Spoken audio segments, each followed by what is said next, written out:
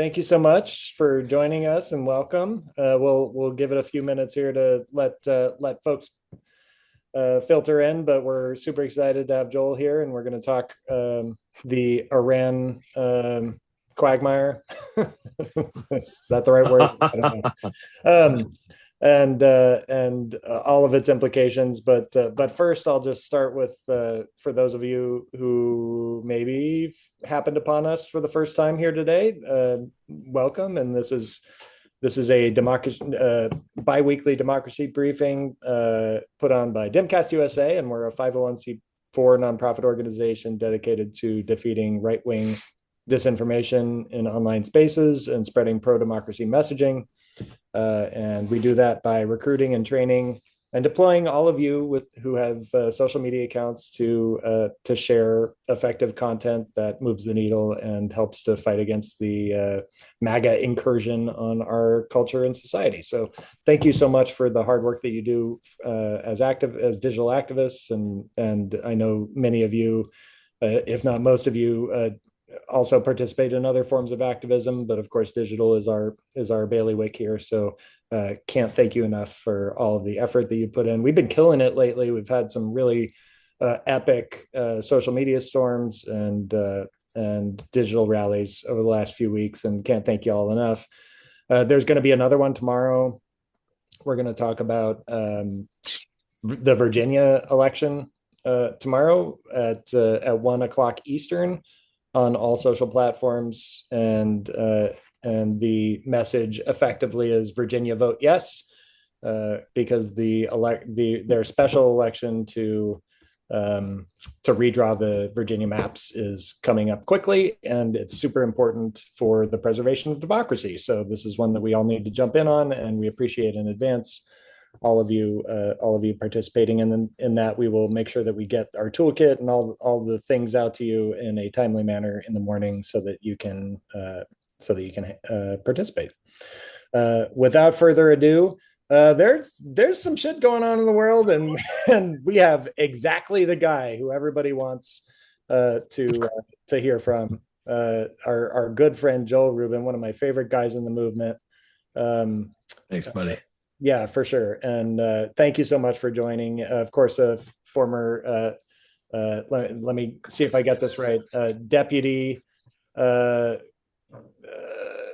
the State Department, deputy what? Assistant Secretary. Assistant Secretary at the State Department, and a general national security expert. You can find him poking the folks on Newsmax, and you can also find him on more friendly outfits like MSNBC, or what is it, MS Now, CNN and all that. But one of the things that I admire about Joel is he does go into the lion's den and hangs out with some of the folks on the other side. So that's really important, and we really appreciate that. So welcome, Joel.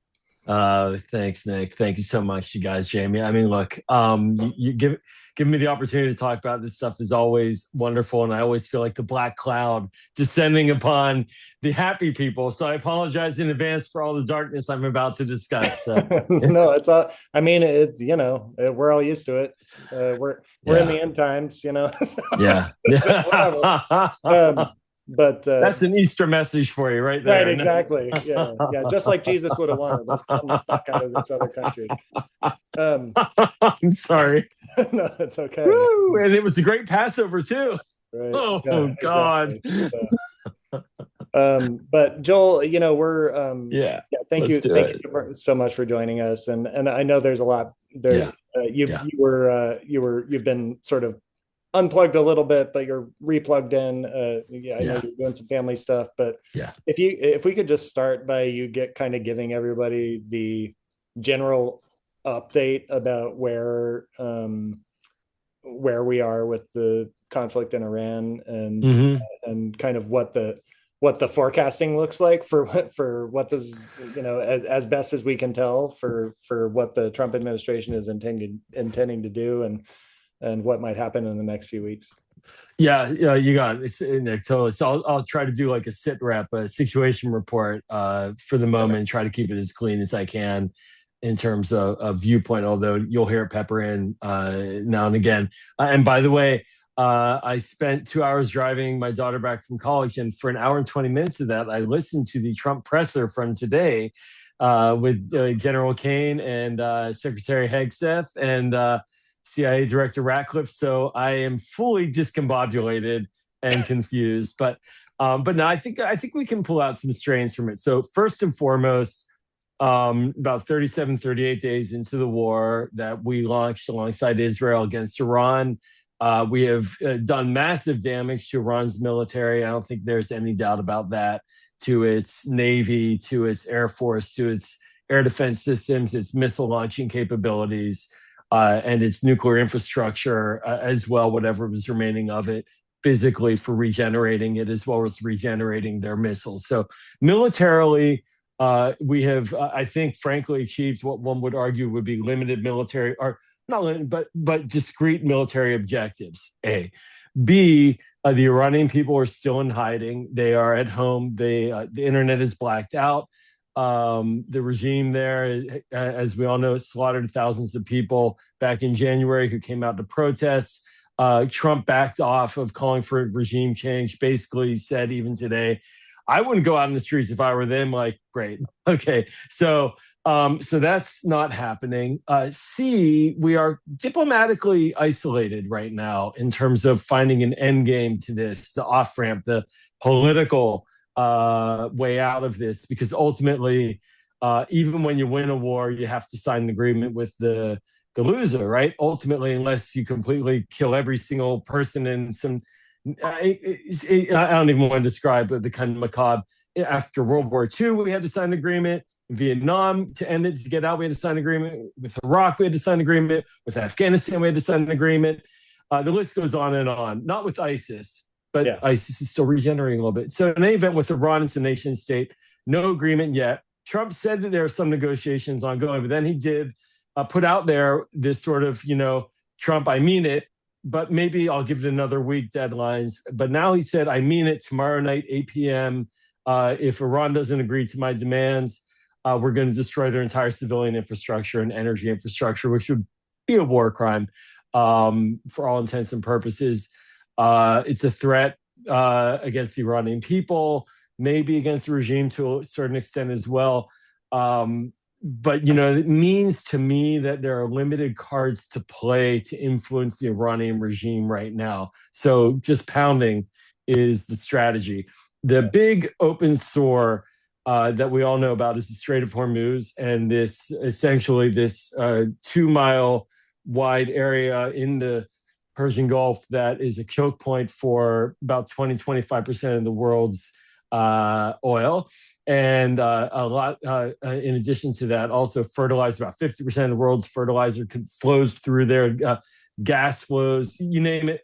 The Iranians essentially are using that as their last bit of leverage to try to get us to stop, stay in power, punish the hell out of us whatever way they can. We see the gas prices going up, and it's effective, not militarily, but it is effective on us psychologically and economically, and that's clearly weighing on Trump, who wants that stoppage to end. So that's where we are in that.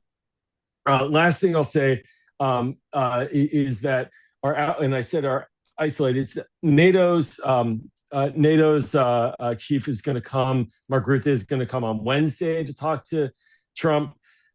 He called out NATO. He called out Japan. He called out South Korea today. He said none of them are doing what we want, but the Arab Gulf states are, and Israel, of course, is as well since the beginning of this war in terms of their aggression and their strikes. So he really doesn't have a lot of diplomatic allies. Now, nobody's come to Iran's side really either. I want to add that, except for China, typically a little bit, but not much. Russia, typically, but not much. Nobody, Iran doesn't really have a lot of friends. But that doesn't mean that we're playing a winning hand. And so for the American people, the context now, I'll add a little more.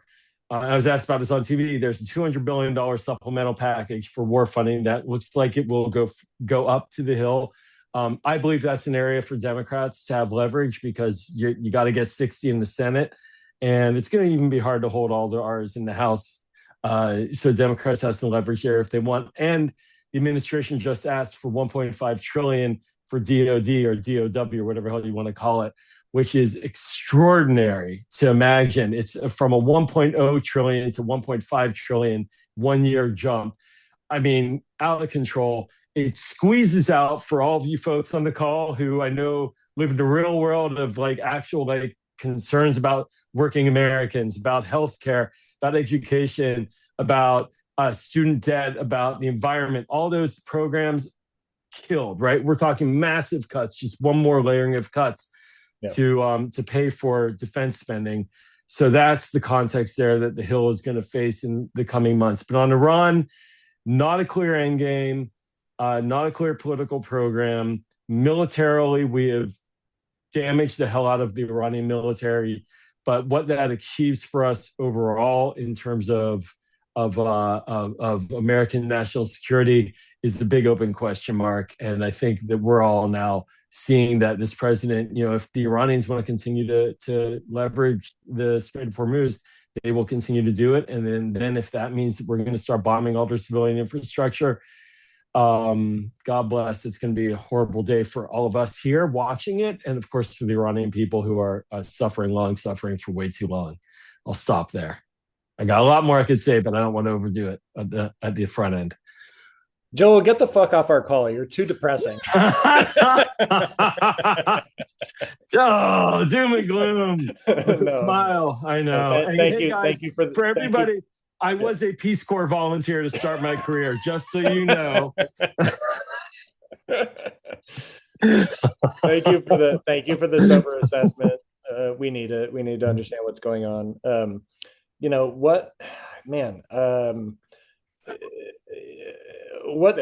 How can we get out of this that's not a total shit? Like, is there any path? Yeah, there is. And I think, I've been trying to say this, and maybe I'm swimming a little bit upstream on this, but I'm going to put it out there for folks in the activist community and in the influencer community, because I think it matters. It's one thing for us to, and also for background for folks, I was a staff, foreign policy staffer in the Senate for a number of years. I also, when I was Deputy Assistant Secretary of State, it was for legislative affairs to the House. I was their senior liaison to the House. So I worked with both chambers extensively. Earlier, I worked in military affairs at the State Department, as well as in Middle East affairs for a number of years. So I kind of worked across town on these issues. And the way I view it is that we Democrats have to do more than just say we're opposed to the war or that we're opposed to funding and walk away. There are real national security concerns about Iran and its behavior in the region. And we should be setting hard milestones and benchmarks for the administration to have to prove it can achieve or to get out. Like we should take this moment to take the national security foreign policy narrative away from the White House. That'd be my argument.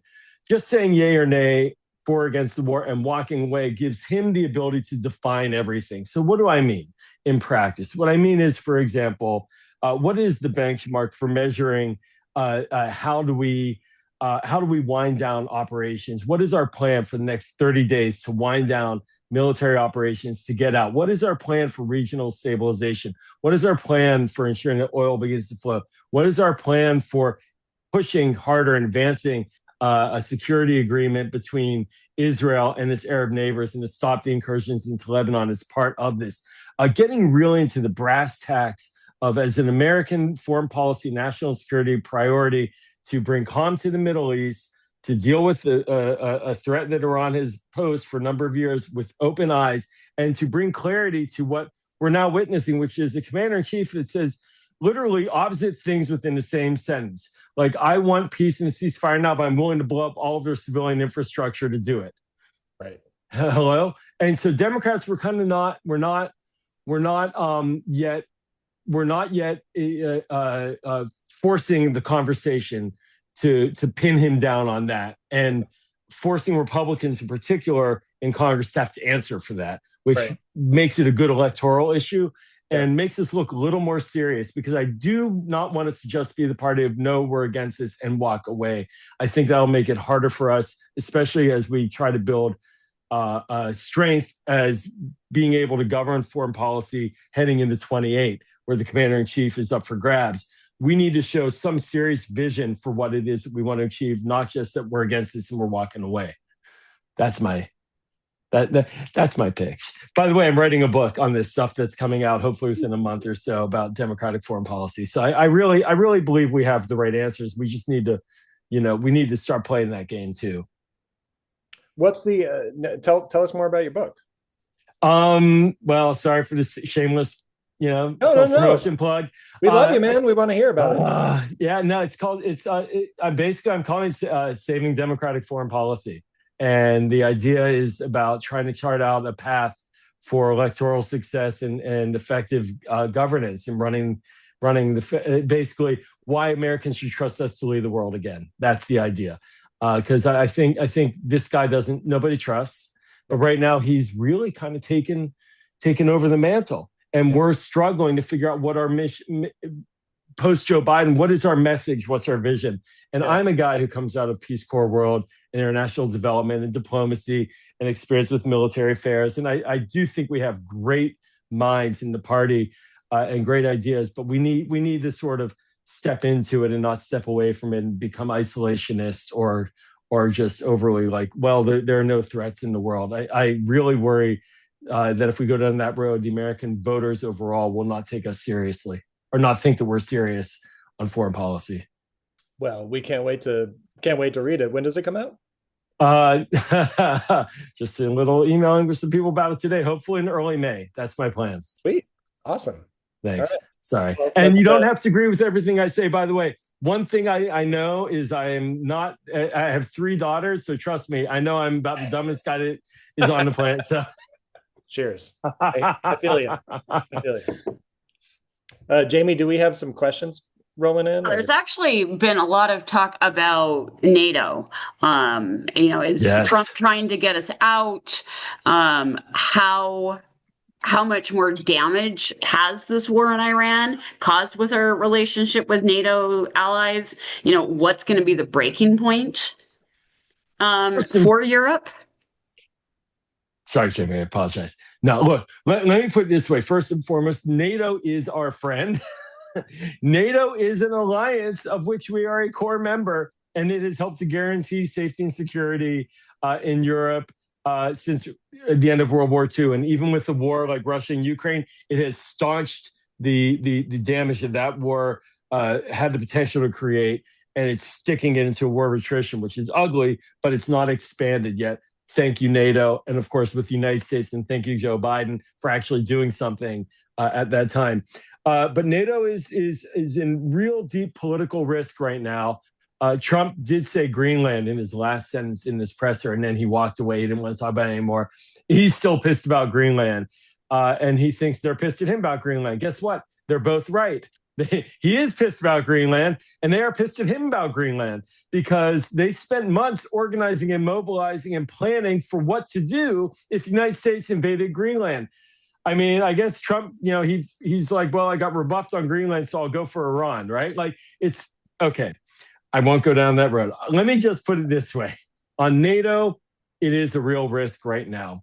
And I think this is an opportunity for Democrats to say firmly and strongly that alliances are what make us strong. It's what keeps the peace, and it's what makes for better decisions. Right now, the United States, we're taking all the burden on ourselves. There's an irony here in that Trump complains about NATO not providing support, said that they're taking advantage of us. Then he starts a war without getting NATO on board at the front end and complains they're not helping us, and all the burden is on us, and now he doesn't want it anymore anyways, even when they offer, right? It's completely counterproductive. It's damaging, but NATO is there's a real risk there. And if if we have a break with NATO, of course, that only helps Russia. And it only helps China by a secondary effect, but really helps Russia. And it makes a lot of states in Europe very nervous. And I would say this is an area where we can message very strongly. One thing to add, though, Europeans do feel the pain of this war, too. It is in their interest to try to find a way to get this resolved and stopped and in a satisfactory way. They are in danger from Iranian missiles. It's been shown now Iran has capacity to hit into European capitals. And that's why they, for years, worked on the Iran nuclear issue alongside us. So we need to get back with NATO. And I think that the president after this is going to start talking Greenland pretty quickly. And that's also an area that we need to be getting ahead of him on. Under Biden, wasn't a law passed that Trump can't unilaterally remove the United States from NATO without congressional approval? Yeah, I think Marco Rubio proposed that. Yeah. And we're treaty obligated. Who? Senator Rubio. We're treaty obligated. But like to the extent obligation matters in any way. Yeah. I mean, I think for all of us, we're all learning quite well that legal parameters don't really have the teeth we maybe hope they did. So much of it depends upon the will of the people who are deciding whether or not to follow the law. And if they don't want to, then they force you to have to prove it that the law is on our side, not their side. And the commander-in-chief has extraordinary latitude. And he could pull out NATO without killing the treaty. He just said no more money, no more support. We're not, just there's a, and imagine if a NATO country gets attacked by Russia, he says, I'm not going to send troops. What are we going to do? Pass a law to oblige him to go to war with Russia? That's not happening, right? So it's in our, I'll restate it. It's really on foreign policy, it's helpful to not get caught in legalese. Legal things matter, but it really is about values and interests. Yeah. So when you're talking about foreign policy stuff, values and interests are what really drive the decisions and the policies more than legal. Like legal is at the end of the line. Like we're treaty obliged because it's in our interests and our shared values to be aligned with NATO, and therefore we passed a treaty that 2/3 of the Senate, if you can imagine, I bet NATO was like 95-5 or maybe 100-0 of support, showing American popular will for that and align with our values and interests. So it's always about values and interests. That's a really helpful way to think. Like when you're thinking about what is my sort of safe harbor when I'm in a foreign policy debate online or with someone in messaging, it's talk about the common values and the common interests rather than the legal repercussions. Even international law is less important than the way that we behave internationally and how we want to be treated, right? Like the values of it, rather than like, oh, that's a war crime, that's illegal. That is less salient, and that doesn't grab people as much. We be able to fix our relationship with our allies when this is all said and done? It feels like it could be permanently damaged at this point. I think that the Europeans are absolutely flabbergasted and baffled and confused about what's happening inside American politics today, right? Like what is motivating the American electorate to view Europe the way it does, and then to put forward candidates who win, like Trump and J.D. Vance. The interesting thing about Trump is he's not an isolationist like J.D. Vance. He's a unilateralist, and he doesn't want to be tied up to any organizations, but he's clearly into international things. I had a debate with the MAGA guy about this, and he was saying, no, Trump loves international. And it's true. He does. I mean, look what he's doing. I mean, he uses the military for everything, right? But that's international in a perverse way. So I don't think it's over, but at all. But there's a sort of a soft tissue national security establishment, diplomatic establishment in Washington at state and defense and CIA and in Congress, think tank community that kind of like it sits there as a buffer and manages things. And it's a very elite sounding thing. And I don't mean it to sound that way, but that's sort of like what's been governing the blob, if you want to be a cynic about it. But the people who get elected ultimately make the decisions. And so the Europeans have gotten used to our blob, used to our international bureaucracy, our State Department types. And in many ways, when Trump, and Steve Bannon is sort of the intellectual author of this, when he was running in 2016, who did he run against? He ran against the blob. He ran against the quote deep state. There is like no better deep state definition of deep state than the Pentagon and the State Department, right? And who did they go after? The first agency they killed under Doge was USAID, the soft power arm of the State Department, basically. So the Europeans look at who we're electing, not necessarily at our infrastructure. So after Trump won, the feeling was, well, those people are still there, and the State Department. And when Biden came in, it kind of reflexively came back and things normalized. But Doge and firings, and look at Hegseth, he's firing generals left and right. There is a reason for this. It's because they're trying to take away that bounce back potential. So that is the threat. And so we need our elected leaders to stand up for that. That's why I'm making my pitch about Democrats. Mm-hmm. There has to be a political voice who gains power through votes, not just through deep state, blob infrastructure, but through votes, that stands for those multilateral principles, those democratic principles, those support alliance principles, to show that there is that voice there. I think that's really where the Europeans are wondering about us, and sort of what's happening politically in the United States that's causing this. And then they'll look at the Democratic Party and they'll start to say, well, are they getting isolationists too, right? And I think we could argue there are some factions that are. And so that's when the Europeans basically say, we're on our own. Do you think that there's anybody in the Democratic Party establishment who is sort of relaying the right kind of information on this at this moment? Like, is there somebody who's sort of rising to the top as a voice to the American electorate, or either way? Not enough, really. Not enough. I mean, there's a lot of pandering going on. I mean, I'm being very open and direct about this, right? That's how we roll, man. This is like, my job here is to help, and I appreciate you allowing me the opportunity to do this. Like, we're thinking through these are the hardest issues. And as we work through how to get people motivated to vote, and you do this brilliantly, but get people energized, engaged, vote, mobilize, all that stuff, right? Some of the issues on foreign policy, the big debate is like, do they matter? Do they not matter? How much is Israel impacting people's views? I was in a text thread debate with some experts about this today. Like, do people care?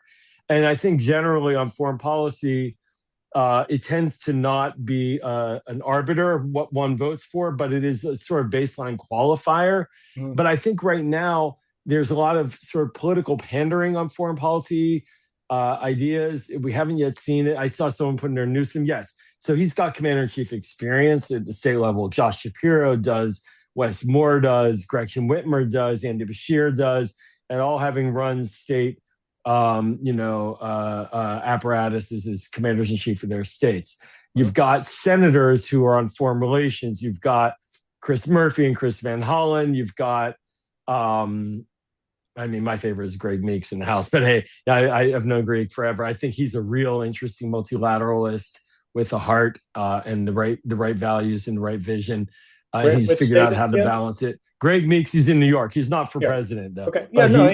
Queens. Okay. He's a Queen's boss, but he's great. And so I think they're out there. I think we have to make sure they know there's a political value for showing leadership that goes beyond pandering to one ethnic constituency or one ideological constituency or another. That leadership matters. And so we're not there yet. But I think we have talent and a half. We have tons of talent.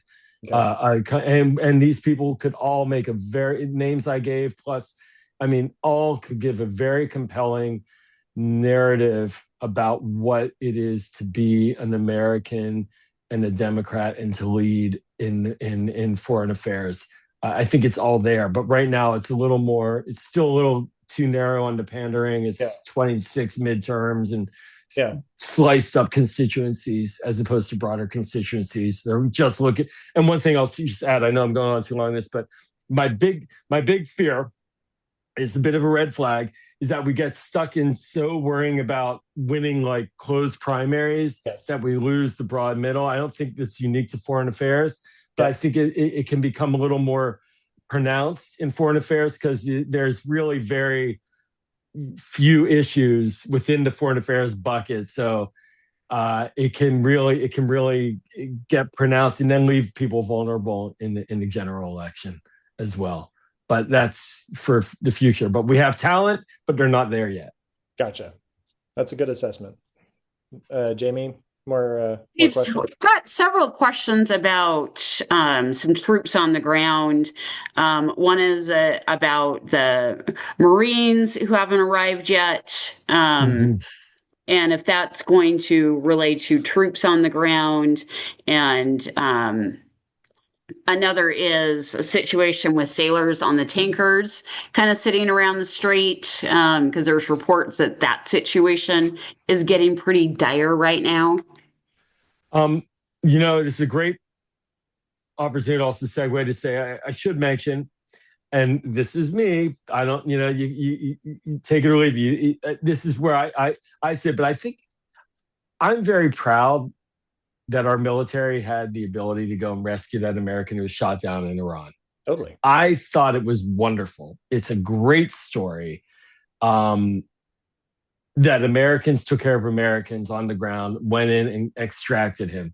And I think we should take moments to show pride in our military. This is very challenging. I went through the Iraq war, political wars here when I was in the Senate. That was during the Iraq war, the height of it.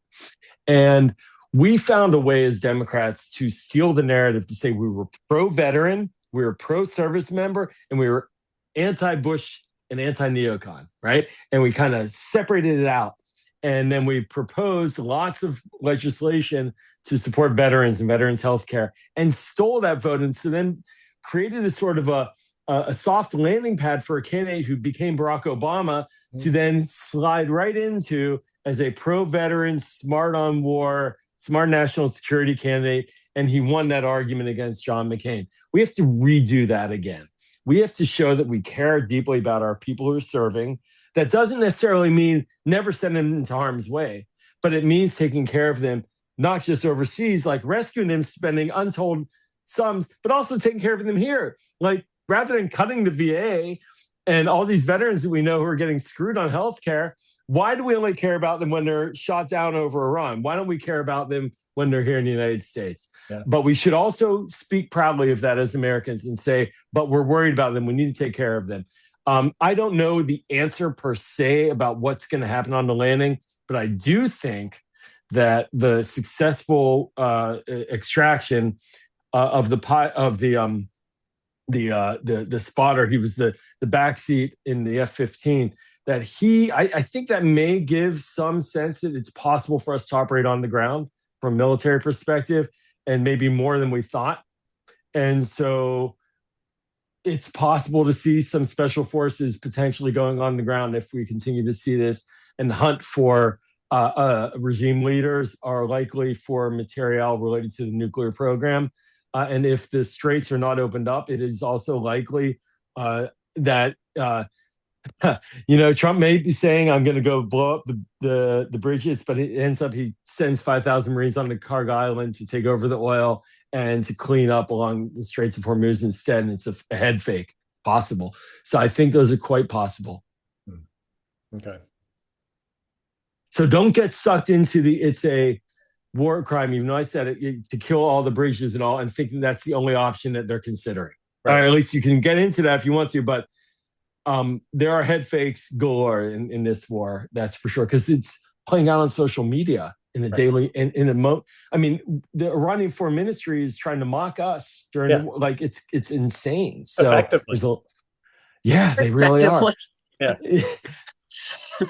but then it's like they were mocking us for having a guy shot down, and then we found them, right? So it's like it's crazy. It's a meme war in so many ways.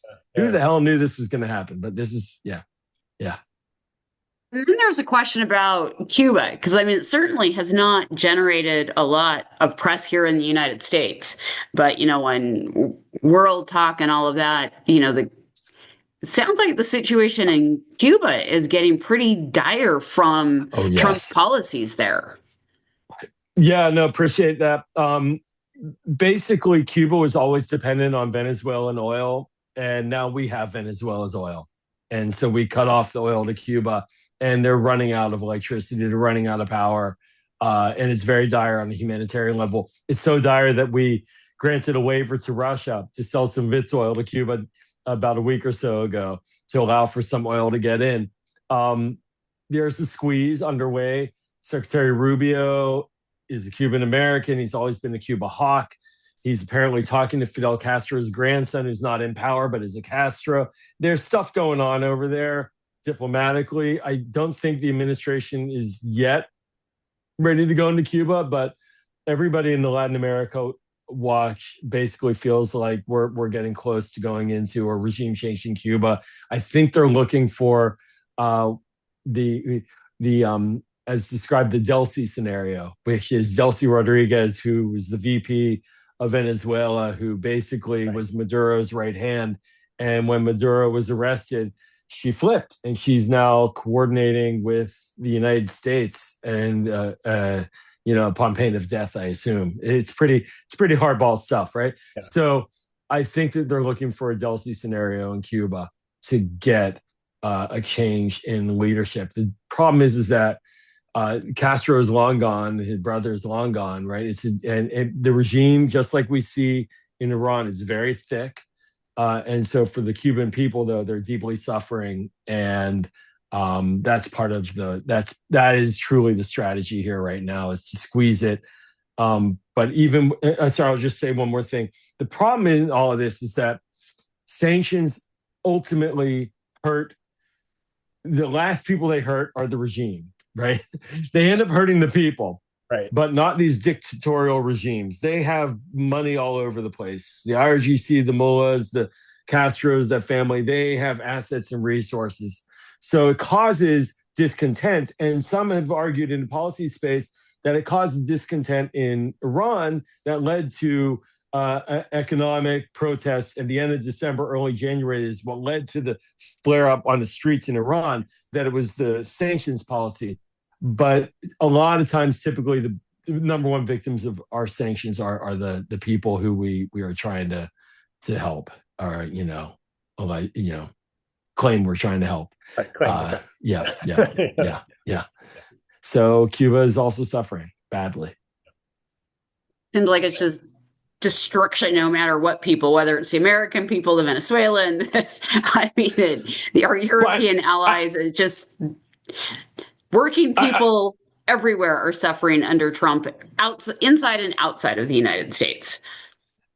And I'll tell you, on Cuba, it's another one of these quagmire type dynamics, because nobody should sound like they're like happy with the leadership of Cuba, right? Like the Cuban dictatorial regime that oppresses its own people and imprisons its people by the thousands. I mean, this is not a government to celebrate. And so how do you dislodge it? Is there a way to do it diplomatically without having the people deeply suffer? I mean, I think as Democrats, we have to have an answer to show both contempt for the government and support for the people at the same time. And there was a policy under Obama of opening it up, and then it barely had a time to percolate or whatnot. I'm not very eloquent in this, but barely survived less than a year. And then Trump came in 2017 and killed the policy. So we never got to see if opening it up would have led to an actual change in society from within, which my former Peace Corps volunteer experience is that the best way to change a society is from within, with the working people who are empowered and educated and get better health care and demand better governance and create the systems that are sustainable over time to make their countries livable and prosperous. We didn't really go for that in Cuba. And so now we're in this top-down, heavy-handed policy. Gotcha.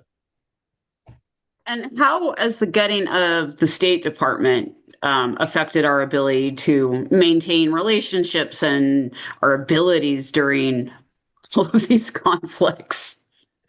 So if you were driving a car and you poked out both of your eyes, how good of a driver would you be? Sorry. you know, let's see if that was graphic enough. I mean, let's see if you want to deal with an energy crisis in the Middle East, would it be smart to eliminate your energy bureau at the State Department before doing that? Well, that's what we did. Thank you, Elon Musk. So, yeah, we really screwed ourselves. Much of what the government does is boring, bureaucratic paperwork and planning. In fact, the Defense Department is basically one big office building of planners. That's basically what they do. And so I see, oh my God, Joel, what did I say, Pat? Sorry, it's true. And so we plan, and the government plans, and it writes memos, and it plans again, and it plans for the 15th time, because that's what they do. But at some point in time, you want those plans and you want those experts. And it's like, there's like this big, I like to say, there's like this big beacon, this light at the top of the Washington Monument that's like going around in circles, and it's pointing at different places in Washington that matter. And at some point, you're in the spotlight, and you better be ready. But most of the time, you're in the dark. That's bureaucracy. And so we needed our energy bureaucracy, but it was gone. We need our USAID bureaucracy if you want to, I don't know, do regime change effectively and have a governance and train people on how to do it. USAID has the experts for it. It's gone. So these things, our capacities are gone. And then you see the result, which is the sort of long-standing, sort of libertarian-esque mindset that basically there's one role for government, that's the military, and everything else is like stupid, right? So that's why we see the $1.5 trillion budget for the military and the slashing of domestic, because at its core, libertarians basically don't believe there should be a United States government for anything but national defense. And we're kind of seeing that happen right now. And so that means that every problem requires a military solution. But if you talk to the military people, they'll tell you, God bless, that's a horrible idea. That's not what they want. They don't want to do that. But yeah, it's hampered our ability. So I've talked to friends who used to be in the Energy Bureau at the State Department. They're now on the private sector making a ton of money, advising companies on how to deal with this. They could have been advising our policymakers on how to find alternative routes for the energy and the like. But and we would have been paying for that expertise on the cheap compared to what they're making advising companies on how to leverage this oil bonanza that they're all getting. Sorry. Do I sound cynical? I'm sorry. Hey. Now I'm afraid to ask the next. We've got a couple of questions, and I'm slightly afraid to ask this at this point. What no, we're not dropping a nuclear weapon. No. That was the question. What are the chances?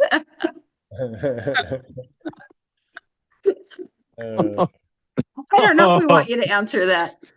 I still think they're very low. I still think they're very low because there is oil under that ground. There's oil in them there hills, and you can't nuke it and go and get the oil later. And I think that's killing a few million people is probably not really where he wants to go. I'm sorry, sounding so dark. I don't think so. I'll tell you why. There's a lot of reasons why, but the big reason why is that there's no military need for it, right? Like, we don't need it to achieve our military objectives. Like, I don't know if we ever do for any reason ever, but like, we really don't in this case have any military need. So it would only be out of pure, just horrific malevolence. I put it at very low, if not zero. But I could be wrong. I don't live in the head of Donald Trump. And here's the thing, guys, just to scare your pants off, I will give you a little anecdote. A decade ago, I was in a room in the Pentagon serving as the fake Democratic senator alongside a fake Republican senator, doing what we call a murder board for a person who's going up for Senate confirmation on nuclear issues. And we were asking him questions. And I was drilling into, so is there any legal restriction on the president to launch nuclear? No. Well, would he have to go through you for an order? No. Like, I could not come up with a question. Basically, the president has extreme unilateral authority. Unlike most nuclear powers, even the Russians have a council that determines whether or not they should use a nuke. We have nothing. We have one person. That's it. And it's unilateral authority, period. Yep. And Congress has never hemmed it in. Now, and that could enable someone to actually stop it if there was a law that could allow them to do it, but there is none. The only way to stop it would be, I guess, what is 25th Amendment or something, or pushing him out of office, right? That'd be the only way. And I don't think we'd have enough time for that. Cool. See, I gave you a bad answer. You're I'm all sweets and treats. Where's the beer, man? Hey, you know what, Joel? I'll just say, I don't think it's your fault, brother. Well, I do actually have a good question for you now. So we've done the nightmare. Let's go to a good one. So at the 50,000 foot level, putting everything you see, both foreign and domestic, what do you see as the bigger issues moving forward as we head into the midterms?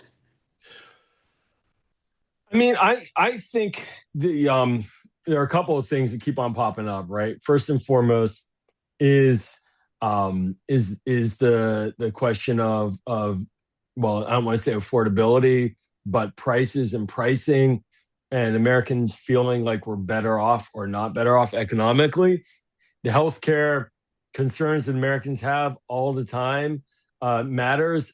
I am a sucker for democracy and the idea that, ICE and sort of all of this basket of issues that we're all fighting or thinking about all come under whether or not we believe we should have a strong, vibrant democracy governed by the rule of law, right? Like, what's good about the fight over DHS, with all of the hardship that it's causing for a lot of people, is that it's actually a principled fight related to ICE. It's a principled fight about standing up for the rule of law, transparent government, no masks, for example, warrants to go and arrest people, sort of like standards and principles. Just following the Fourth Amendment, basic things like the Constitution, all right? Stuff. Yeah. So I think those issues matter to people. And I think that, to me, if we can weave that together to make the point that that's how, if you get a congressional majority in both chambers, certainly in the House, it must. And that's how you begin to bring back the rule of law. It doesn't mean you fix healthcare. Yeah. It doesn't mean you fix, and I don't want us to be promising, it's just me talking. I don't think we should promise the moon.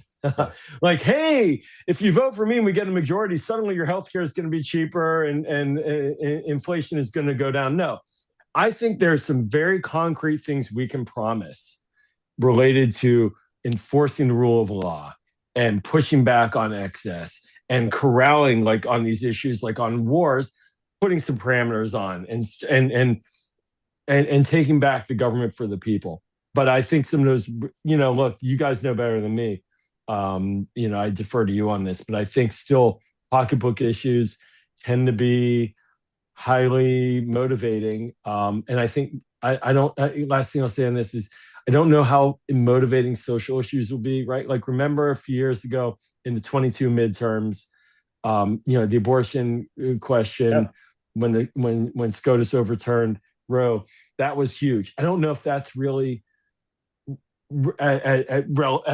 frankly politically relevant right now in this election. I think it's other issues, but I do think that the quality of life and taking back our country is essential. And I would like us to put out there, not isolating ourselves in the world, and sort of standing up for an America that's strong and that has friends in the world and stands by our friends and our allies as part of this. I think it's very important, but that's just my parochial worldview. I agree. Here. We do have some exciting candidates that are running, across this country. One of my local candidates, when he was asked about policy, he's like, look, I'm going to be real. For the next 2 years, there is no policy. This is only about accountability. He's Great like, word. he's like, if we get the House, he goes, even if we get the Senate, we're not going to have 60. It's going to be vetoed. Let's be real. He's like, what we can do for the next 2 years is hold this administration accountable. And one of the things is activists and influencers to think, about with Congress is that, if you come back strong in the midterm, especially with the president not running again, he ain't going to run again. Is this Congress will set the tone for the 2028 election. All the votes will be about that. All the sort of testing and organizing, and so if we put in leadership, we have chambers, we have 1 to 2 chambers. That's our test bed for what can and cannot work and what will work potentially in the presidential election. It sets the political, it sort of sets the political frame for the big one, which is the presidential election. Yeah. So that's why it's so important. It's right. Not just it's so like when people are like you don't want to sound cynical, say you're not going to fix the country, even if you're not. But what you're doing is you're recognizing in our system, this is how we do it. Yep. This is the step-by-step process to fixing the country and rebuilding it. And we've done it before. We've done it over our lifetimes. And this is just the waxing and waning up and how it works. Yeah. And I love this system, slow and annoying as it is, because it is good to have the ability to claw back power and take the country in a different direction through democratic processes. Yeah. Checks and balances are great as long as the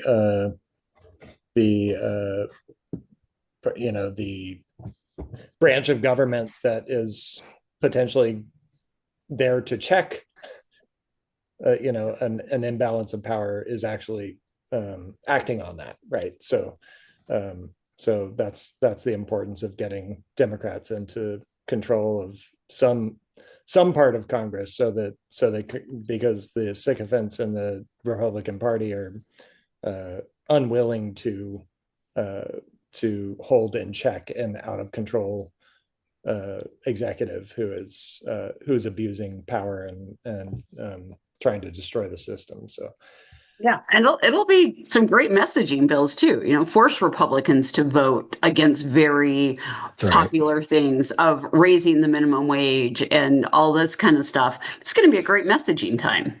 So, force these guys to vote against this stuff. And it's also going to tease out, it's going to be an early sort of stress test on our candidates too. Yep. And it only makes us better. If there's one thing we learned over the last several years, regardless of where you sat on the candidate spectrum, is that, what do they say? Iron sharpens iron, right? Like more competition is better. Like in the 2020, we had a bunch of candidates, and that made for a strong, effective general election where we had a unified party behind Joe Biden.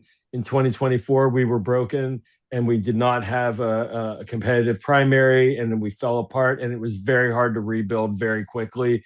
And I think that structurally we benefit from having a long lead time of competing with each other to really get not just a strong candidate, but to get every faction of the party feeling like they at least had a chance and they had a say.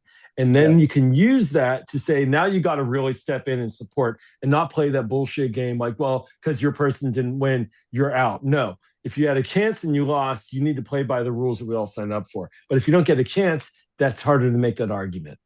Yep. Well said. And the next up is, of course, the lovely budget reconciliation fight.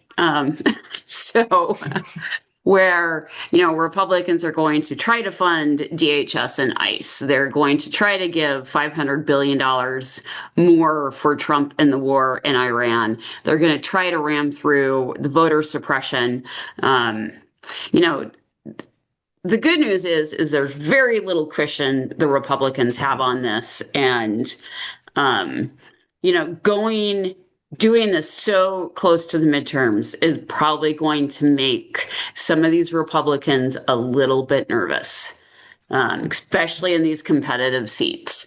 And so look out for stuff like that in the doc we have tonight. We have put out some stuff on reconciliation, the war, the Virginia toolkit for tomorrow, and then we've added all of Joel's social media.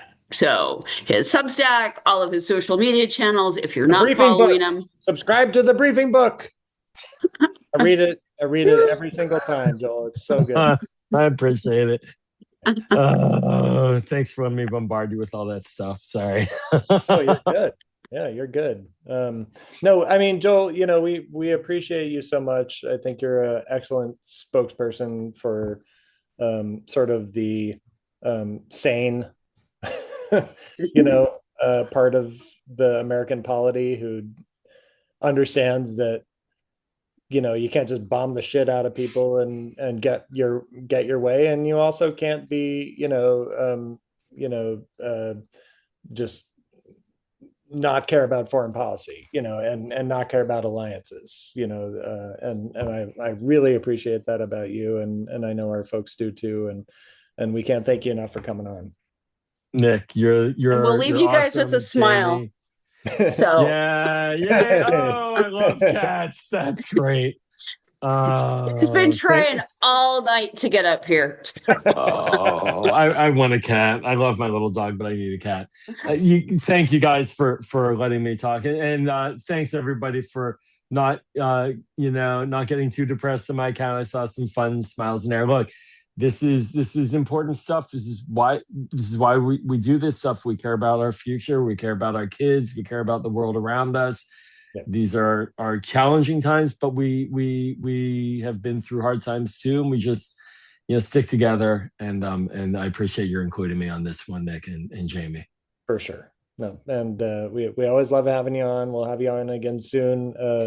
Hopefully, as we're having an upswing, in foreign policy as opposed to a total fucking crazy quagmire that we're in right now. So. Appreciate you, brother. Sounds awesome. Thanks, guys. All right. Thank you, guys. We'll see y'all in 2 weeks. Okay. Bye. Bye.